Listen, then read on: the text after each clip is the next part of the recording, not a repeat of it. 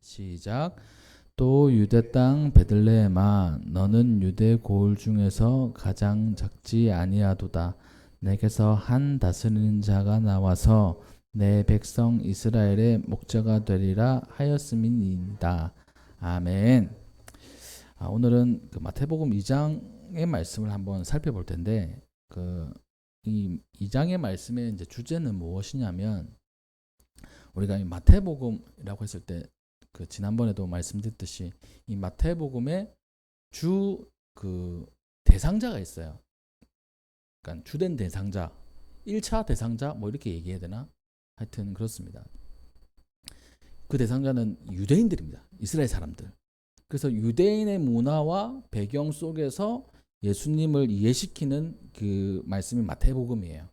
그리고 이제 그 2차 대상자라고 해야 되나요? 제가 왜 1차, 2차 안 쓰던 용어를 쓰냐면 그 제가 하고 있는 일이 실습을 하다 보니까 그 실습의 대상도 1차 대상자가 있고 2차 대상자가 있더라고요. 그러니까 예를 들어서 이렇습니다.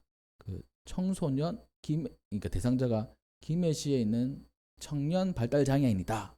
그게 1차 대상자다. 그럼 2차 대상자는 김해시 말고 뭐 타 지역 발달 장애인이다. 뭐 이렇게 그 점차 대상자들을 이렇게 늘려 나가더라고요. 뭐 그런 부분들을 볼 때 그 이 말씀에 접목시켜 보면 마태복음의 주된 그 독자 또 이 대상자가 유대인이었습니다. 그리고 그 2차 대상자는 그 외에 많은 그 예수님을 믿고자 하는 사람들 또 믿는 사람들이지 않겠습니까? 그러면서 그 2장에는 그 주된 그 마태가 하고 싶은 말이 뭐냐면 유대인들에게 이걸 설명해 주고 싶었어요. 여러분들은 무엇을 가장 가치 있는 삶이라고 생각합니까? 그러면 하나님의 말씀을 내 마음과 뜻과 그 힘을 다해서 지키는 거 이거지 않습니까?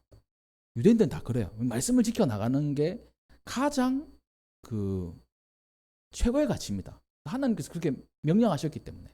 그리고 그것을 통하여서 우리에게 복이 임한다고 생각을 했어요. 그러니까 말씀을 잘 지키는 삶, 말씀 그대로를 사는 삶, 말씀을 이루는 삶이 유대인들의 최고 가치였던 겁니다. 우리의 가치도 마찬가지예요. 말씀을 이뤄나가는 삶이 우리의 최고의 가치가 되어야 됩니다. 그러니까 하나님의 말씀대로 사는 삶을 얘기하는 거죠. 그럼 오늘 본 말씀에 예수님께서 여러분들이 그렇게 가치 있게 생각하는 말씀을 이루는 삶을 태어나면서부터 어린 시절에 보면 그 말씀을 이뤄나가는 삶을 사셨습니다. 라고 이렇게 얘기를 하고 있는 거예요. 아, 그래요? 뭐 어떤 말씀인데요? 라고 하면서 이제 본문에 들어가는 겁니다. 이 본문은 예수님께서 태어나실 때 이야기예요. 첫 번째 이야기를 보면 동방박사의 이야기가 나옵니다. 이 동방박사 몇 사람이죠? 네, 세 사람인데 성경에 세 사람이라고 안 나와 있고 보물, 그러니까 그 예물만 세 개라고 돼 있어요. 그래서 세 사람일 것이다라고 추측을 하는데 아닐 수도 있어요. 성경에 정확하게 얘기하고 있지 않지만 아무튼 그 동방 박사들이 헤롯 왕 때에 예수께서 유대 베들레헴에서 태어나셨는데 동방에서부터 이 박사들은 천문학 박사였던 것 같습니다. 근데 되게 옛날 그 박사들은 천재라 가지고 천문도 잘 알고 수학도 잘 알고 철학도 잘 알고 이런 다재다능했어요. 우리가 잘 아는 레오나르도 다빈치도 그렇잖아요. 다방면으로 이게 천재였던 겁니다. 그래서 이 박사들은 아마 천문 박사들이기도 하고 다양한 방면에서 이 두각을 나타내고 있는 그 최고로 이 똑똑한 사람들 이렇게 생각하면 될 것 같아요. 그 사람들이 이제 별을 보다가 특이한 별을 봤습니다. 그리고 그 특이한 별이 바로 위대한 왕이 태어날 것이라는 암시라고 생각을 했던 거예요. 그래서 왕이 태어나셨구나. 보니까 방향을 보니까 뭐 그 유대 서쪽으로 가야 되는가 보다. 서쪽으로 오면서 유대 땅까지 이르렀던 겁니다. 여기 예루살렘에 도착해서 유대인의 왕으로 나신 이가 어디에 계시냐? 동방에서부터 별을 보고 그에게 경배하러 왔다라고 이렇게 얘기를 했어요. 그러자 이 사실을 듣고 헤롯 왕과 온 예루살렘이 소동을 했습니다. 그 뒤에 보면 이 박사들이 이 별을 따라왔잖아요. 저도 사실 좀 의문입니다. 별을 따라와가지고 예루살렘에 이르렀다라는 부분 잘 이해가 가진 않아요. 그러니까 상식적으로는 이해가 가지 않습니다. 왜냐하면 우리가 별을 보면 저 별이 예루살렘 쪽에서 떴는지 저기 이집트에서 떴는지 잘 모르잖아요. 하여튼 특이한 거. 그래서 어떤 너무 간 사람 학자들은 UFO였다 이렇게 얘기하는 사람도 있습니다. UFO라고 하면 사실 상식적으로 좀 상식적이진 않지만 이해는 돼요. UFO는 특이하니까 그러니까 반짝반짝거리는 걸 따라갔다 이렇게 보면 별보다는 UFO가 좀 더 신빙성이 있지 않나. 저도 이렇게 생각을 합니다. UFO 자체가 신빙성이 좀 없긴 하지만요. 하여튼 그 별을 따라갔는데 아마 잃어버렸던 것 같아요. 왜냐하니까 그 별을 따라간 그 목적보다 이분들은 어림짐작한 것 같습니다. 서쪽에 왕이 날 만한 곳은 유대 땅. 지금 왕은 로마에 왕이 있으니까 그쪽 방면이 아니야. 그러면 유대 땅에 그 분봉왕으로 이렇게 하는 사람들이 있으니까 거기에 있지 않을까? 그러면 유대 땅의 수도가 어디지? 예루살렘? 아마 그랬던 것 같다는 저희가 추측을 해요. 하여튼 예루살렘에 가서 왕이 태어났다고 하는데 왕이 어디 계십니까? 라고 하니까 헤롯 왕과 모든 예루살렘이 듣고 소동을 했어요. 그러니까 소문이 헤롯 왕까지 간 겁니다. 그때 이 헤롯 왕, 이 헤롯 대왕이라고 하는데 이 성경에는 헤롯이라고 그 헤롯 가문의 왕들이 헤롯이라는 이름을 쓰는 왕들 몇 명 등장을 해요. 총 그 가문에 6명이 이 신약 성경에 등장을 합니다. 거기에 최정점, 최고 위에 있는 사람이 이 오늘 본 말씀의 헤롯 대왕이에요. 그 대왕부터 이렇게 쭉 나옵니다. 복잡해요, 이 가계도가. 하여튼 그 헤롯 대왕은 유대인이 아니고 쉽게 말하면 그 에돔 사람, 에서의 후손입니다. 근데 로마의 이 뒷배경이 있었던 것 같아요. 그래서 그 유대 지역의 분봉왕으로 이렇게 살 수가 있었던 것 같습니다. 그래가지고 이 왕은 유대인은 아니지만 그 문화에서 살았잖아요. 그러니까 메시아에 대해서 알고 있었던 겁니다. 그럼 메시아가 어디서 태어나느냐? 대제사장과 백성의 서기관들을 모아서 그리스도 메시아가 어디서 나겠느냐라고 묻으니까 이르되 유대 베들레헴이다. 선지자가 이렇게 기록했다. 오늘 본 말씀 읽었던 유대 땅 베들레헴아 너는 유대 고을 중에 가장 작지 아니하도다. 내게서 한 다스리는 자가 나와서 내 백성 이스라엘의 목자가 되리라. 이렇게 말씀하고 있습니다. 이 말씀은 미가서 5장 2절에 그대로 기록하고 있어요. 베들레헴 에브라다야 너는 유다 족속 중에 작을지라도 이스라엘을 다스릴 자가 내게로 나올 것이라. 그의 근본은 상고의 영혼의 인연이라 라고 미가서 5장 2절에 예언을 하고 있어요.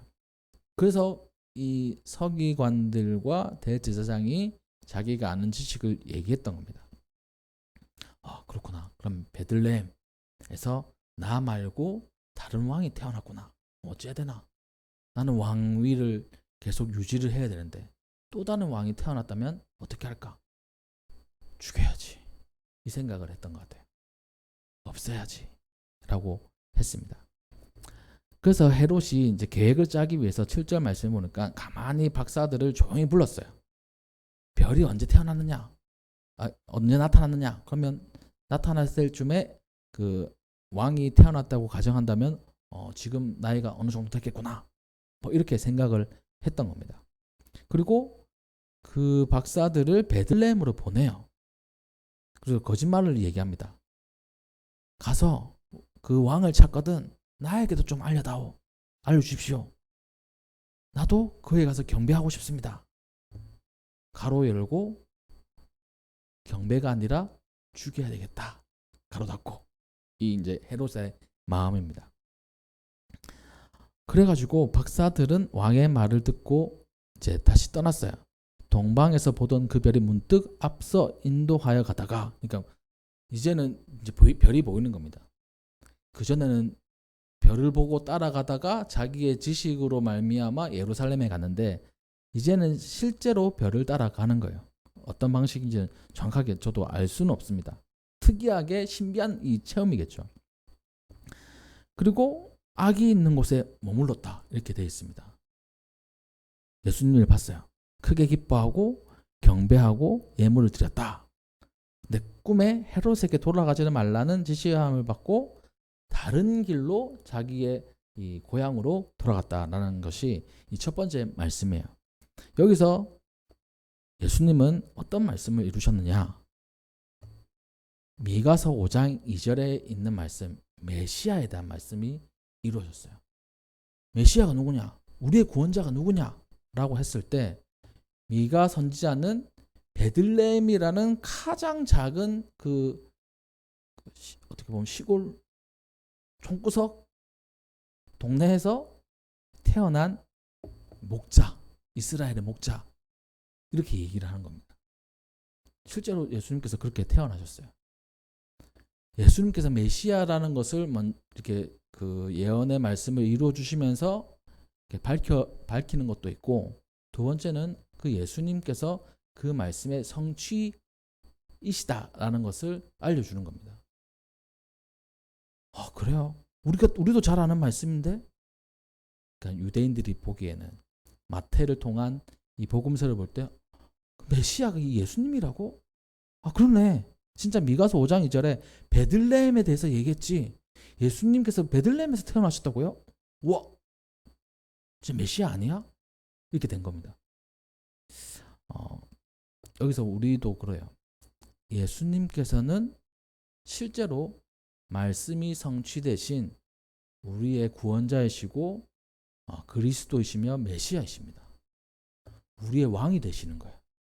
우리의 목자가 되시는 거예요. 목자가 된다는 말은 우리가 양이란 말이죠. 예수님께서 왕이시란 말은 우리가 그의 백성이란 말입니다. 그럼 예수님의 그 통치를 받는 거예요. 예수님의 지도를 받는 거예요. 우리 모든 성도님들이 우리는 그 대한민국은 법치주의잖아요. 법의 지배를 받지 않습니까? 사회적으로는 법을 우리가 지켜나가지만 우리의 인생 가운데 가장 중요한 법은 바로 예수님의 말씀, 그 말씀 그대로로 살아가는 주의 통치를 받는 백성이라는 사실을 잊지 말아야 됩니다. 예수님의 인도하심을 받는 거예요. 그렇게 이 첫 번째 말씀을 통해서 우리가 예수님은 왕이시며 또 말씀을 성취하신 분이다라는 것을 알 수 있습니다. 두 번째 말씀은 그 이후에 헤롯이 자기가 설치해 놓은 함정이 제대로 되지 않은 것을 파악하고, 그러면 플랜 B로 간 거예요. 내가 왕권을 유지하려면 왕을 없애야 되는데 내가 왕이 어디서 있는지 잘 모르니까, 베들레헴이란 것만 알고 잘 모르니까 다 죽여야 되겠다. 잔혹해진 거예요. 그리고 특정인을 이렇게 죽인다고 하면 뭔가 그 여론이나 이런 게 참 이때 당시 인터넷도 없고 그리고 또 신문도 없고, 그럼 가서 이렇게 잘 찾아가지고 죽이면 될 텐데 마음이 급했던 거예요. 그러니까 언제 찾아? 그냥 다 죽여! 이렇게 된 겁니다. 그렇게 마음을 먹자 그 주의 사자 천사가 그의 아버지 요셉의 꿈에 나타나가지고 헤롯이 아기를 찾아 죽이려 하니 일어나 아기와 그의 어머니를 데리고 애굽으로 피하여 내가 내게 이르기까지 거기 있으라 라고 13절에 말씀을 하고 있습니다. 그 말씀을, 그 환상을 꿈에서 보고 요셉이 바로 일어나서 밤에 떠나는 거예요. 우리가 그 앞서서 1장 말씀에 요셉 의로운 사람이 얘기하지 않았습니까? 근데 하나님의 말씀을 들으면 그대로 지키는 거예요. 지체하지 않는 겁니다. 이게 진짜 꿈인가? 저 같으면 그랬을 것 같아요. 바로 일어나서 이게 막 짐을 싸는 게 아니라 이게 맞나 아닌가 막 곰곰이 생각해 봤을 겁니다. 근데 요셉은 확신이 있었던 거예요. 하나님의 말씀, 그리고 꿈을 통해서 하나님께서 말씀하신 것을 우리가 그러니까 그가 알아가지고 그걸 그대로 지켜 나가는 겁니다. 바로바로 지켜 나가는 거예요. 밤에 일어나서 갔습니다. 다 챙겨가지고 가는 거예요. 헤롯이 죽기까지 거기에 있었으니 15절 말씀, 주께서 선지자를 통하여 말씀하신 바 애굽으로부터 내 아들을 불렀다 함을 이루려 하십니다. 이것도 이제 말씀이 이루어지는 겁니다. 헤롯은 사람들을 보내가지고 베르들렘에 있는 모든 아이들, 그 2살 아래 아이들 다 죽였어요. 그 사실을 먼저 그 하나님께서 천사를 통해서 알려주시는 겁니다. 때로는 그 하나님께서 이런 방법이 아니더라도 주의 백성들을 보호하시고 살피신다는 것을 살아가다 보면 우리가 깨달을 때가 있어요. 체험할 때가 있습니다. 저도 그런 몇 번의 경험이 있어요. 그 가장 제 기억 속에 딱 박혀 있는 거는 제가 하여튼 그때의 상태가 안 좋았습니다. 뭔가 그러니까 하나님 보시기에 좀 안 좋았어요. 그러니까 저도 제 스스로가 못마땅했어요. 그러니까 사역에 대해서 이런 부분도 있고 또 내 자신을 볼 때도 아닌데 하면서 이제 그냥 가는 겁니다. 그럴 때 저 같으면 하나님께서 저를 보호하지 않으셨을 것 같아요. 제가 하나님이라면 제 보호하는 것보다 좀 더 성실하고 좀 더 믿음직스럽고 좀 더 능력 있는 사람을 보호하는 게 더 효율적이다고 저는 생각했을 거예요. 제가 하나님이라면. 근데 저를 보호하시는 거예요. 어떤 일이 있었냐면 그런 제가 제 스스로가 이제 약간 엉망일 때 유턴을 해야 됐습니다. 그러니까 그 사택에 있다가 저희 본가 쪽으로 가다가 가는 길을 멈추고 다시 저희 집으로 이제 가는 길이었어요. 그러니까 원래 가는 목적지 아니라 그냥 거기서 유턴을 한 번도 해본 적이 없습니다. 근데 그냥 돌아가야 되겠다 생각해가지고 유턴을 하게 됐어요. 근데 유턴을 하는 찰나에 사실 저도 좀 그런 적이 있거든요. 우리가 초록색, 그리고 주황색, 빨간색 있으면 주황색이 또 어떻게 됩니까? 브레이크를 밟아야 됩니까? 아니면 악셀을 밟아야 됩니까? 브레이크를 밟아야 되잖아요. 저는 되게 악셀을 밟거든요. 빨리 가야 되니까. 그런 성격이 있습니다. 뭐 운전하시는 분들 중에 그런 분들 많죠. 맞은편에서 오신 분은 그런 거였어요. 제가 유턴을 돌 때 악셀을 밟은 겁니다. 그리고 진짜 그러니까 속력이 어떻게 됐겠습니까? 보통 60km, 70km인데 더 밟았겠죠. 찰나에 그분이 잘 틀어가지고 이게 거의 스치듯이 되진 않았는데 스치듯이 이렇게 꺾어서 보도블록 인도까지 차가 올라갔어요. 그분의 차가. 그리고 그 가로수에 딱 박았어요. 명백히 그분이 잘못한 거죠. 근데 그분도 엄청 놀랐을 거예요. 저는 그 앞에 신경도 안 썼습니다. 왜냐면 그 사거리 오거리를 돼가지고 저 앞에 있는 차들 그 거리가 좀 길어요. 그냥 신호 바뀌었으니까 도는 거였는데 그분이 이렇게 와가지고 박을 뻔했어요. 그러니까 만약에 박았으면 큰 사고 나왔을 겁니다. 아저씨가 내리면서 괜찮으십니까 하더라고요. 제가 볼 때는 그 아저씨가 지금 그 멘붕이 왔어요. 그리고 참 다행이라고 생각을 하신 것 같아요. 그 안도의 한숨을 내쉬시더라고요. 보도블록이 꽤 높지 않습니까? 그러니까 인도가. 근데 그거를 차로 이제 올라가신 거예요. 그 나무에 박고. 그 상황을 이제 경험하고 이렇게 돌아오면서 하나님께서 이런 나를 보호하셨구나. 하나님의 백성을 보호하시는 하나님이시구나. 라는 것을 그때 한번 깨달았어요. 나 같은 존재도 보호하시는구나.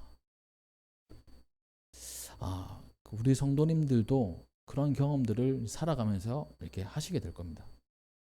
하나님은 우리를 보호하시는 분이에요. 주의 백성을 보호하시고 책임지시는 분이십니다. 그 하나님의 인도하심을 우리가 받는 거예요. 예수님도 마찬가지였습니다. 요셉도 마찬가지였어요. 그 요셉에게 하신 말씀을 통해서 예수님은 이집트에서 어느 정도 사셨습니다. 여기 보니까 그 15절에 애굽으로부터 내 아들을 불렀다. 그러니까 애굽에 있으니까 내 아들을 불렀겠죠. 이 말씀은 그 호세아 11장 1절에 이렇게 기록하고 있습니다. 이스라엘이 어렸을 때에 내가 사랑하여 내 아들을 애굽에서 불러냈거늘. 네, 이 말씀은 사실 예언의 말씀이 아니고 과거에 있었던 말씀을 다시 한 번 더 회상을 하는 거예요. 출애굽할 때, 그러니까 호세아의 그 메시지는 이스라엘이 어렸을 때, 그러니까 이스라엘 나라가 형성되지 않고 그 비유적으로 어린아이와 같을 때 내 아들을 애굽에서 불러냈다. 그 히브리인이라고 불리던 이 노엘 살이를 하던 그 이스라엘 백성들을 불러냈던 거예요. 그걸 이제 말씀하신 건데 예수님께서는 그 과거의 말씀까지도 이루시는 이 완성의 이 예수님의 모습을 우리에게 알려주고 있는 겁니다. 그러니까 말씀을 완성하시는 거예요. 그래서 우리가 이 성경 말씀을 볼 때 저는 간혹 그런 생각을 하게 돼요. 그 성경을 연구하시는 많은 학자분들이 성경의 진짜 뜻을 알기 위해서 원어도 알고 또 이 저자의 의도를 알아가지고 진짜 뜻을 파악해야 된다. 그렇게 해가지고 그대로 이제 살아가야 된다. 이렇게 말씀하시거든요. 그게 맞는 말이긴 해요. 근데 하나님의 능력은 그걸 넘어서는 겁니다. 이 말씀은 사실 예언의 말씀이 아니에요. 과거의 말씀이에요. 그리고 때로는 우리가 좀 잘못 해석했는데도 하나님께서 그것을 통해 가지고 우리에게 주시는 은혜도 있습니다. 그 좀 웃기는 얘기로 그런 게 있어요. 선교사님이 자기가 선교로 가야 될지 아니면 일을 해야 될지 고민에 빠졌어요. 하나님, 제가 어떻게 됩니까? 선교사로 부르심을 받았는데 저 먹고 살아야 돼요. 일을 해야 됩니다. 뭐 정직원 될 수 없지만 알바라도 뛰어야 됩니다. 이런 마음으로 이제 하루하루를 살아가고 고민하고 있었던 거예요. 근데 성경 말씀에 이런 말씀이 있었대요. 너희가 알바 아니요. 알바 아니요. 그러니까 전혀 생뚱맞잖아요. 근데 선교사님은 그거에 알바가 아니다라는 말로 받아들인 게 아니고 알바가 아니다로 받아들인 거예요. 웃기죠? 근데 저는 그게 하나님의 능력이라고 생각해요. 이 단어 하나를 통해 가지고 틀리게 해석했지만 자기가 받아들이는 하나님 메시지가 있는 겁니다. 또 한 가지 더가 있어요. 우리가 그 가정이나 그 기업에 가서 보면 그 말씀이 욥기의 말씀이 있습니다. 내 시작은 미약하였으나 나의 나중은 창대하게 되리라. 이 말씀 멋지잖아요. 근데 원래 뜻은 그 좀 비아냥거리는 말씀입니다. 그러니까 우리가 그냥 그 인사치레로 하는 게 있잖아요. 너 잘 될 거야. 지금은 이 모양 이끌지만 너 잘 될 거야. 이런 투로 얘기하는 거예요. 원래 뜻은. 근데 가정에도 붙여놓고 기업에도 붙여놓고 하잖아요. 근데 그 말씀을 보고 많은 기독교인들이 그래, 지금 내가 미약하지만 하나님께서 더 창대하게 하실 거야. 그런 믿음으로 기업을 운영하고 가정을 이끌어가는 거지 않겠습니까? 사실대로 하면 그렇게 이해하면 안 돼요. 비아냥거리는 말씀이다라고 이렇게 정확하게 받아들여야 되는 겁니다. 하나님은 언어, 단어 이런 거 뛰어넘으시는 분이에요. 근데 뛰어넘는다고 해서 우리가 마음대로 해석했다가는 신천지가 됩니다. 신천지처럼 자기 마음대로 해석하는. 그 한 가지 예를 들면 천사를 성경에 이게 나타내는 단어들이 몇 개 있어요. 이건 그룹이란 단어가 있습니다. 근데 그 그룹이 천사를 나타내는 건데 이 신천지들은 예전에는 이 그룹을 소그룹 이런 걸로 해석하고 이렇게 얘기하더라고요. 그래서 이 사람들이 도대체 어떤 사람들인가 막 이 생각을 한 적이 있었습니다. 때로는 하나님께서 이 언어를 뛰어넘고 단어를 뛰어넘고 원뜻을 뛰어넘게 우리에게 그 해석을 주시고 다가오게 하실 때도 있어요. 하지만 우리는 그것을 통해 가지고 하나님의 뜻을 발견하기도 하지만 최대한 이게 무슨 뜻을 얘기하는 건지를 알고 또 공부할 필요는 있습니다. 그러니까 오늘 말씀이 바로 그래요. 애굽으로부터 내 아들을 불렀다. 이 말씀은 예언의 말씀이 아니고 과거의 말씀인데 이 말씀마저도 예수님께서는 완성시키시는 겁니다. 또 여기 17절 18절 말씀에 라마에서 슬퍼하며 크게 통곡하는 소리가 들리니 라헬이 그 자식을 위하여 애곡하는 것이다. 자식이 없으므로 위로받기를 거절하였다. 이거는 이 예레미야에 있는 말씀인데 북이스라엘이 그러니까 아수르에게 멸망을 당하고 그러니까 완전히 폐허가 되었을 때 그 슬픔을 얘기하는 거예요. 그 북이스라엘은 주된 그 지파가 에브라임과 므낫세입니다. 요셉의 아들들이에요. 그러니까 요셉의 아들들이면 요셉의 엄마가 누굽니까? 라헬이잖아요. 라헬의 아들 요셉과 베냐민. 베냐민은 남유다에 붙었습니다. 왜 남유다에 붙었냐면 아주 미미했어요. 그 한 가지의 사건을 통해 가지고 거의 전멸당합니다. 베냐민이란 지파가. 그 전에는 베냐민이란 지파가 엄청 센 지파였어요. 우리가 에훗 배웠잖아요. 에훗이 용사였잖아요. 왼손을 사용하고. 그리고 베냐민 지파와 나머지 11지파가 전투를 했어요. 근데 첫 번째 전투에는 당연히 11대 1로 싸우면 11이 이기는 거잖아요. 근데 1이 이겼어요. 베냐민 그만큼 셉니다. 근데 결국에는 쪼그라들었어요. 그 남유다 이쪽에 붙었는데 아무튼 이 라마에서 슬퍼하고 통곡한다는 소리는 원래라면 아수르에게 잡혀갔던 북이스라엘 요셉의 후손들에 대한 말씀입니다. 근데 지금은 바로 이 베들레헴에서 죽은 아이들을 얘기하는 거예요. 이 말씀까지도 예수님께서 이루어 주시는 겁니다. 아니 이 말씀도 이루어 주신다고? 그리고 19절 이하 말씀은 애굽에서 돌아오는 말씀입니다. 헤롯이 예수님을 죽이기 위해서 베들레헴의 이세 아래에 다 죽였을 때 그 해인가 그 다음 해인가 바로 죽었어요. 헤롯 대왕이. 헤롯이 죽었으니까 다시 그 고향으로 돌아가라라고 요셉에게 그 꿈에서 말씀하십니다. 그리고 이제 그 말씀 그대로 또 따라가는 거예요. 그리고 여기에 보니까 23절에 나사렛이라는 동네에 가서 사셨습니다. 왜냐하니까 그 혹시나 그 무리들이 아직 남아 있으니까 자기 고향에 갔다가 죽을 수 있다고 이제 판단한 거예요. 그래서 나사렛이라는 동네에 갔는데 말씀에 나사렛 사람이라 칭하리라 하심을 이루려 합니다. 그러니까 나사렛이란 단어가 고향에 나온다는 거예요. 보니까 이 말씀은 이사야 11장 1절 말씀입니다. 이사야 11장 1절을 제가 한번 읽어드리면 이새의 줄기에서 한 싹이 나며 그 뿌리에서 한 가지가 나서 결실할 것이요. 이렇게 되어 있어요.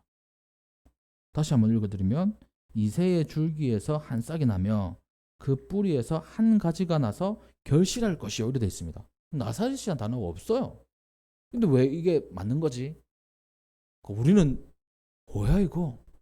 오탄가? 뭐 이렇게 보지 않습니까? 근데 유대인들은 나사렛이란 단어가 이사야 11장 1절에는 있어요. 여기에 한 가지라는 말이 있습니다. 이 가지의 히브리어가 뭐냐면 이 네체르예요. 네체르가 곧 나사렛입니다. 나사렛. 그러니까 이 단어 하나 이거 소름이네. 이 말씀이 이렇게 이루어진다고?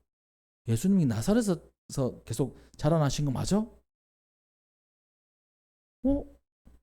이 말씀은 그냥 있는 말씀인 것 같았는데 이 말씀까지도 이루신다고?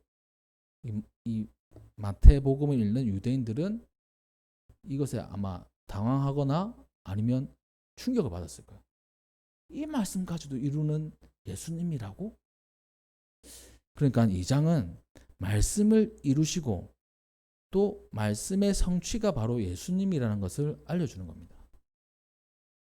그렇다면 그 말씀의 성취이신 예수님을 우리가 왕으로 모시고 살아갈 뿐만 아니라 그 예수님께서 우리에게도 말씀하시는 거예요. 나도 말씀을 이루려고 내 인생 가운데 그 많은 부분이 말씀을 지키고 이루기 위해서 살았는데 너희들도 말씀을 지키고 이루기 위해서 살지 않겠니? 라고 우리에게 권면하시는 거예요. 말씀을 지키고 말씀을 이루고 사는 삶이 우리의 삶이 되어야 된다는 것입니다. 말씀을 이루는 삶, 말씀을 지키는 삶. 어떻게 보면 말씀을 지키는 것이 바로 말씀을 이루는 거예요. 말씀을 지키지 않으면 이루어질 수가 없습니다. 그리고 믿음으로 그 말씀을 붙잡으면 하나님께서 그 말씀 그대로를 이루어 주시는 거예요. 저희 부모님께서 제가 개척한다고 했을 때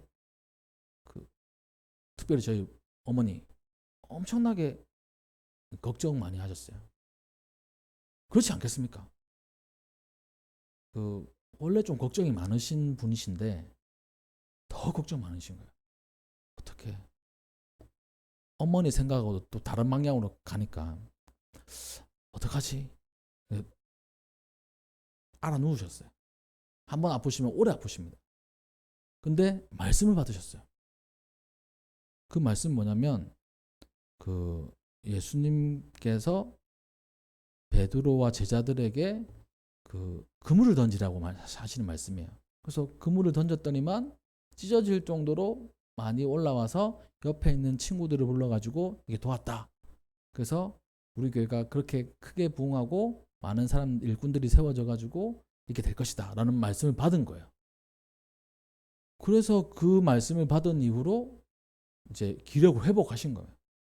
지금까지 오신 겁니다. 그 말씀 안 받았으면 지금까지도 걱정하실 거예요. 그런 말씀을 통해 가지고 저도 부모님께서 받은 말씀이지만 그 말씀을 이제 마음에 새기고 있습니다. 또 그 말씀이 이루어질 것이라는 확신을 가지고 있어요.